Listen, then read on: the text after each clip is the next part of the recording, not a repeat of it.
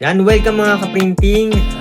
Paano mag-print nito no, sa Canon G1010? Borderless, plain paper, short band paper. Yan, borderless siya. Hindi ako nag-print ng masyadong makulay no, para makatipid sa ink. Pero borderless siya. Ayan.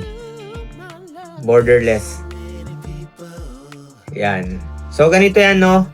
Meron din tayong subscriber na nagtanong, eto sir, paano mag-borderless printing sa Canon G1010 using plain paper? Thanks po. Yan, eto no, applicable to sa Canon G1010, Canon G2010, Canon G3010, Canon G4010 at iba pang mas ahead na model dito. Bago tayo magsimula, paki-visit yung aking Compile Affiliate Store. Pwede kayong maka-discount dito ng 25 to 30%. Meron ditong mga printer, camera, ink, gadget, at iba pa. Yan. So, ganito yan, no? Dito lang tayo muna sa computer. Dito sa Photoshop. So, ito yung nilagay ko, no? Ferrari. So, ito lang yung pinili ko para tipid sa ink. Medyo ida-dark ko na lang, no? Yan, ida-dark ko. Para makita nyo na borderless, no? Kasi white itong bandang ilalim, eh. Para tipid lang sa ink. Then, yan, ganito yan, no? Sa Photoshop to, pwede din to sa Microsoft Word. Kung sa Microsoft Word naman, dapat, dulo sa dulo, no? Wala siyang border na white para mag-borderless. So, Photoshop kasi to, no? So, same principle din, no? Pagka Microsoft Word, dapat naka siya, no? Naka edge to edge siya, no? Dulo sa dulo. Wala siyang border na white.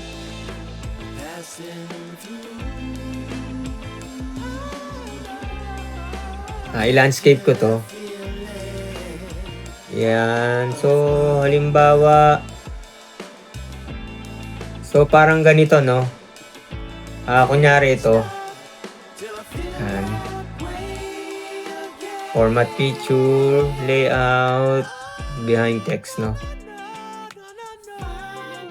Ganito yung gagawin ninyo, no? Pag sa Microsoft Word. Yan. So, dito na lang tayo, no? Same yung process, no? Kung dito sa Photoshop, same process lang. So, dito sa Photoshop, pero sa Word natin ipiprint, no? Print. Then, sa page setup, no? Canon G1010, pwedeng Canon G2010, pwedeng Canon G3010, pwedeng Canon 4010. Page setup, huwag kayo dito sa standard. Kasi pag sa standard, ayan, pag sa standard, kailangan ay photo paper, no? Pero pwedeng, no, pwede rin pala, no? Pwede rin, no? Pero ang pipiliin nyo, plain paper. Then, eto, letter, no? Letter, so ibig sabihin yan, short band paper. Yan. So, nasa standard pa rin. Dapat ganyan yung settings, no? Ganyan yung settings, no? Dito naman tayo sa Word. Dito tayo sa Microsoft Word. Yan. Punta tayo ng file, print, printer properties. Then, check natin tong borderless printing. Yan. Then, letter size.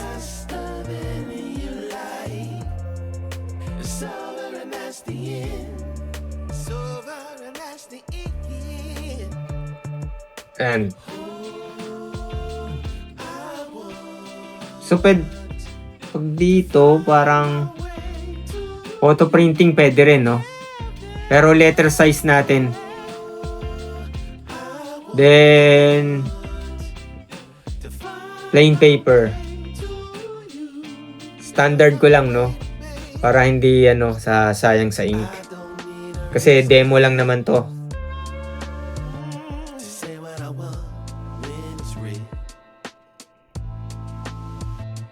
So, may nakita ko dito. Dapat Leno. Yan. Okay. Kaya lang dito parang merong border na white. So try na lang natin. Click natin tong print. Then ayan, meron siyang nilagay ko preview before printing.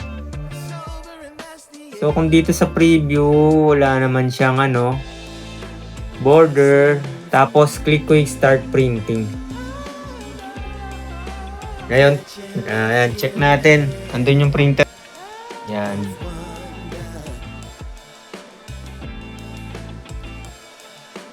Standard ko lang para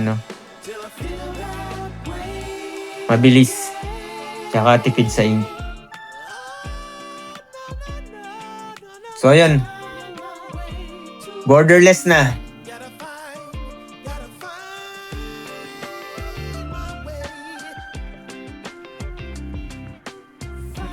Yan.